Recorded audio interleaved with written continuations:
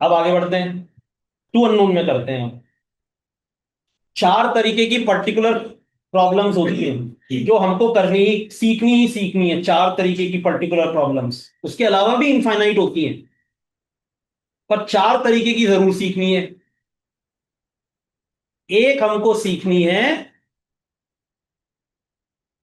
As problems, जहां दो person के एजेस के बीच में रिलेशंस बता रखे होंगे दो पॉइंट ऑफ टाइम पर। दूसरी होती है digit problems, two digit number problem. तीसरी होती है कॉइन एंड नोट्स प्रॉब्लम। और चौथी होती है अपस्ट्रीम डाउन स्ट्रीम। और इनके अलावा पांचवी एक और, टोटल बिल सिस्टम। पांच तरीके की तो सीखनी ही सीखनी है, और उसके अलावा इनफाइनाइट होती हैं।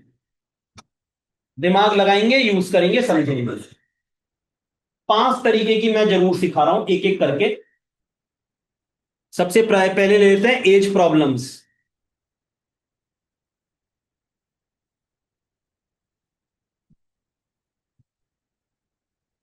सलील वाला ही क्वेश्चन ले लेते हैं, है ना, सलील वाला ही ले लेते हैं।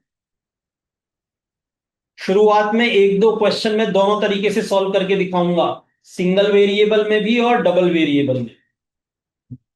फिर सिंगल वेरिएबल को हटा दूंगा मैं, फिर मैं डबल वेरिएबल में सॉल्व करूँ। डन है। एज प्रॉब्लम्स, जो स्टैंडर्ड एज प्रॉब्लम्स होती हैं, उसके कुछ बेसिक फीचर्स होते हैं।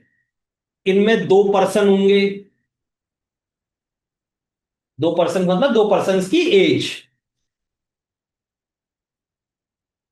दो पर्सन की एजेस होंगी। यानी दो पर्सन की एजेस होंगी, यानी इसका मतलब हमारे लिए ये दो अननोन हो गए। और जब भी दो अननोन का क्वेश्चन होगा वो दो सेंटेंस से मिलकर बनेगा, पहली चीज। और हमारी चॉइस होगी, हम उसको वन वेरिएबल में सॉल्व करना चाहते हैं या टू वेरिएबल। ओके है, डन है। दो पॉइंट्स ऑफ टाइम, दो पॉइंट्स ऑफ टाइम क्वेश्चन में मेंशन होंगे। पॉइंट्स ऑफ टाइम का मतलब पास्ट, फ्यूचर और प्रेजेंट। ये कुछ सिचुएशंस होती हैं, पांच या छह सिचुएशंस होती हैं ये, पांच होती हैं। दोनों पास्ट में दे सकता है टाइम, दोनों फ्यूचर के टाइम दे सकता है, प्रेजेंट के साथ, प्रेजेंट के साथ पास्ट, प्रेजेंट के साथ फ्यूचर, और एक पास्ट और एक फ्यूचर। क्वेश्चन में कितने होंगे? दो पॉइंट ऑफ टाइम। हर एक पॉइंट ऑफ टाइम के ऊपर दोनों की एजेस में एक रिलेशन दे रखा हो, दोनों की एजेस के बीच में एक रिलेशन दे रखा होता। डन है। चलिए वाला क्वेश्चन लेते हैं, उससे समझ में आएगा। मैं कर रहा हूं क्वेश्चन नंबर 3, एक्सरसाइज 2.2। पढ़ो भाई, क्वेश्चन पढ़ो। How many unknowns are there?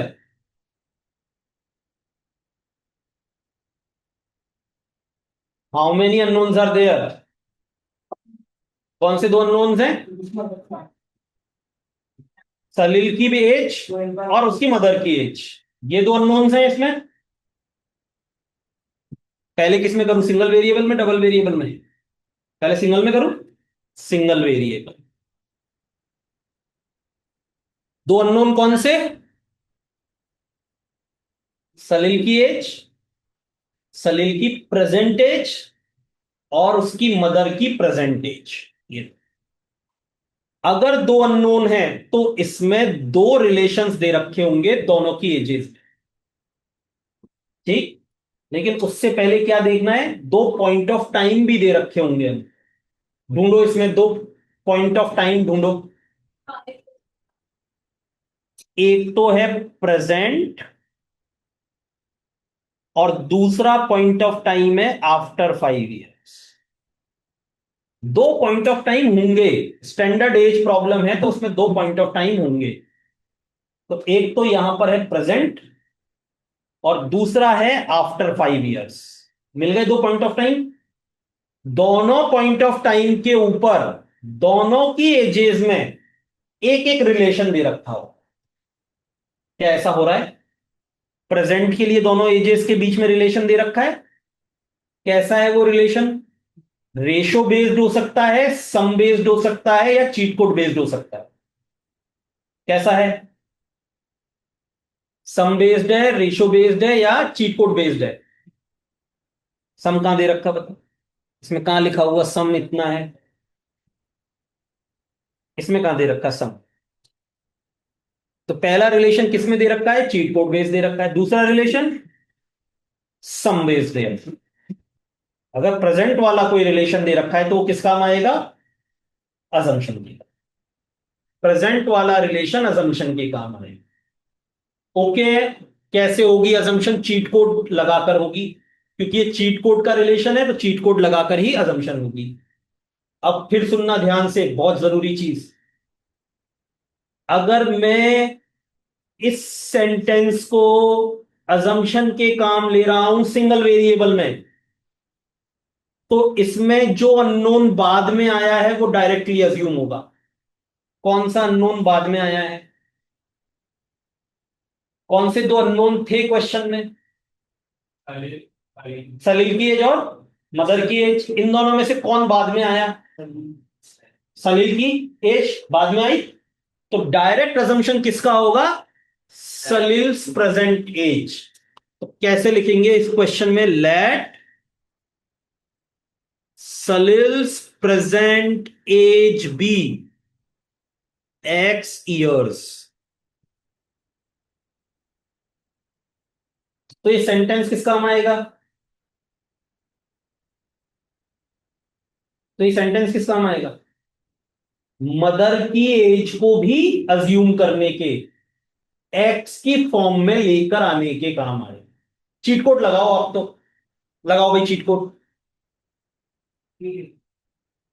The present age of Salil's mother's, इसी को अज्यूम करना चाह रहे हैं हम, तो ये वर्डिंग में ही आएगी। आर्टिकल वार्टिकल मत लगाना। Present age of Salil's mother, ये वर्डिंग में आएगा। So present age of Salil's mother is is is equals to, ये इस सेंटेंस की हेल्पिंग वर्ब है। हेल्पिंग वर्ब किससे रिप्लेस होती है? इक्वल्स टू से रिप्लेस होती है। इक्वल्स टू 3 टाइम्स, 3 की जगह 3, टाइम्स की जगह ब्रैकेट, कहां तक? इस सेंटेंस के अंत तक। और इस सेंटेंस के अंत तक बेचारा क्या लिखा है उसने? प्रेजेंट एज ऑफ सलील, जिसको हम क्या अज्यूम कर चुके? एक्स। तो कितनी आ गई? सलील की मदर की प्रेजेंट एज कितनी आ गई? अगर सलील की एक्स है तो मदर की क्या हो गई? 3x। इसमें किसी को दिक्कत? पक्का? क्या काम कर लिया हमने? अजम्पशन कर लिया। किससे? प्रेजेंट वाले रिलेशन से। ठीक बात है। किसी को कोई दिक्कत? अब आगे वाला रिलेशन नहीं पढ़ेंगे, बस केवल पॉइंट ऑफ टाइम पढ़ेंगे। अब इसने प्रेजेंट से पॉइंट ऑफ टाइम कहां शिफ्ट किया? After 5 years.